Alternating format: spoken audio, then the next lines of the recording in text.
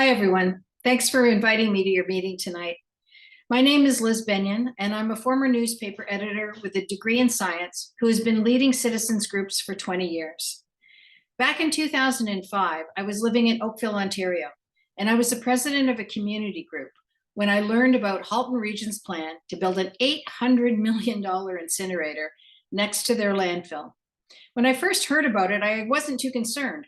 After all, this was a time when Toronto was sending 400 trucks loaded with garbage down the 401 highway every day to landfills in Michigan. And I thought, surely there must be a better solution to waste than that, and maybe incinerators were it.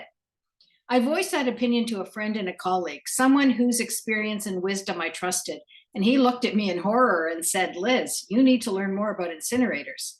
And I realized he was right. I was talking out of my hat. I knew absolutely nothing about incinerators. So being an ex-journalist, I put my researching skills to work, and what I learned deeply concerned me. And so I started what became a successful campaign to stop the incinerator. My group organized our community and other communities in our region. We gave people the facts, and we got them to email their counselors. We made delegations to regional council. We held public meetings like we're doing here tonight, and we brought in international experts. We were able to prove that these plants never worked as promised. We proved they had bankrupted some communities. We proved incinerator projects relied heavily on being subsidized by various levels of government. In other words, taxpayer subsidies. We proved their emissions were toxic. We gave our politicians case histories of failed incinerators from across North America. We sent them peer-reviewed studies on the health impacts of the emissions. We demonstrated that these incinerators did not solve the waste problem. In fact, they required a continuous waste stream to justify the cost in building them. And finally, we were able to provide alternative waste reducing policies and practices that were more fiscally responsible and more protective of the health of our citizens and the health of our environment. We were aided by the local chief medical officer who ordered a peer review of the health impacts portion of the business case for the incinerator. It led him to telling regional councillors that he could not say the incinerator would be safe or that it wouldn't harm the health of local residents. That was the final nail in the coffin. The regional council voted against incineration, and then we got them to vote for the green bin program to get compostable organics out of the waste stream, which added decades to the life of our landfill. Once we had won our battle, I reached out to other groups across the province who I knew were fighting their own battles. At the time, Ontario was offering 8 cents per kilowatt hour of energy produced by garbage burners, and that had incinerator proponents crawling out of the woodwork all around the province. In the end, and in many cases with the help of Linda and Wendy, we were able to stop incinerators in Meaford and Port Hope, Brantford, Six Nations, Thorold, Windsor, Hamilton, McNabb, Braeside, and a collection of counties in southwestern Ontario. You can fight these projects. Citizens just need to work together and effectively lobby your elected officials. I found most politicians want to get reelected, so you're in a good position with an election only a year and a half away.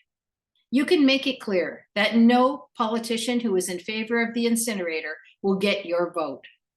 I cannot stress strongly enough that the best way to stop these proposals is for citizens to work together, to contact your elected officials and tell them you will absolutely not vote for them if they approve this plan.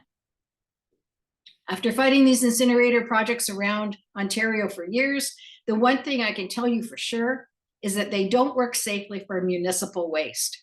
You simply cannot take opaque garbage bags filled with who knows what kind of materials and toxics, including a lot of wet organics, and apply heat to them and turn them into anything useful. And you certainly can't do it without creating toxic emissions and residue, no matter what the slick salespeople tell you. You also can't build these projects without heavy investments of government funding. An incinerator project in Chester, Nova Scotia, which after 7 years is still not working as promised, has received millions in funding from various government agencies. It's a lot of taxpayer money that's gone into a project that hasn't worked.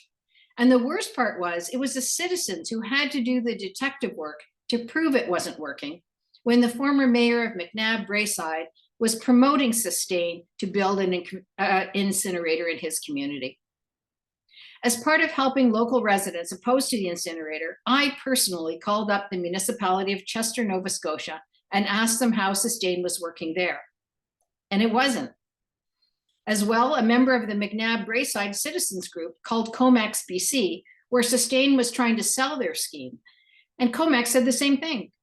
Snake oil salesmen, smoke and mirrors. Why is it that it's left up to the citizens to do the due diligence on these projects that your own politicians should be doing? In the Pontiac, why is public money being spent on business cases, and why are agreements being sought to bring in waste from Ontario while the public is being kept in the dark? There are serious questions that require answers. If governance is being so poorly conducted on this issue, what else is going on behind the scenes, out of public view? As I have researched the incinerator proposal for your community, so many things about it are familiar to me. Incinerator entrepreneurs find a small rural community. They find a local champion, in your case, your warden, to shill the project to other municipalities. Local citizens are kept in the dark, and much seems to be happening behind closed doors until it appears to be a done deal. Citizens are not being given any real information about the company, the technology, the emissions, where the mountains of ash will go, or the cost. Big pie-in-the-sky claims are made about the technology, but with no actual proof to back them up. I am really shocked that incinerator entrepreneurs would pick the community of Pontiac as a site for a mass burner to take garbage from across the river, since Ottawa is the site of the biggest so-called advanced recycling failure in the country. In January of 2008, Plasco was granted a permit for a gasification plant in Ottawa. 7 years later, after spills, months of operational shutdowns, and $122.6 million of taxpayer funding wasted, the Plasco fiasco ended in bankruptcy in 2015. As a taxpayer, it enrages me to see so much money wasted on these projects over the past few decades. So the bottom line is, I believe your community, like many communities before you, is being sold a bill of goods about a technology that is extremely problematic, with a financial business model that is a failure, even with massive public subsidies.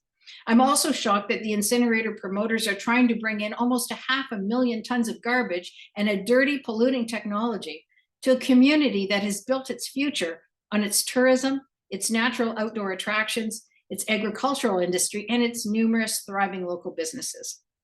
How do hundreds of garbage trucks and emissions of forever carcinogens like furans and dioxins fit into that picture? A question someone should ask the warden and mayors is, what problem are they trying to solve with the incinerator? If you want to reduce waste, there are proven harmless ways to do it, like separating and composting organics. If it's a promise of jobs, incinerators create very few, far fewer than a full suite of compost, reuse, and recycling jobs would create.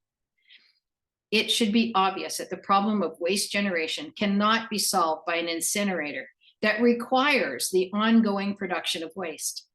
And let's not forget, you are only currently generating 5,000 tons of waste annually in your own community. As one of the citizens who came to the first community meeting about the proposed Sustain incinerator in McNabb Braeside said, it's a solution we don't need to a problem we don't have. Let's learn from the mistakes of others instead of repeating them. You can work together to stop this plan in its tracks by organizing and by contacting your mayors and your councillors and letting them know that if they keep supporting this garbage burner, they will not have your vote in the next election. The power is in your hands as citizens. You have the vote. By committing as a community to find other ways to reduce your waste, you can protect the health of your community and the future of its agricultural, tourism, and local businesses. Tell your elected officials, now is not the time to make a costly mistake. Thank you.